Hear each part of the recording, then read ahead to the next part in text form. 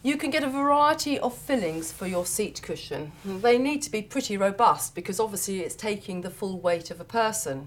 You can have feather cushions. They need a lot of plumping up and create quite a bit of dust. You can have a polyester one. That tends to squash down quite firm. I find foam a little bit too foamy for our traditional upholstery. A cushion like this answers all the problems. It's actually got a very thin layer of foam, and either side of it, it's got its own channeled feather wrap. It has the feel of feather, but the recovery rate of foam. You can get them made to measure for your project.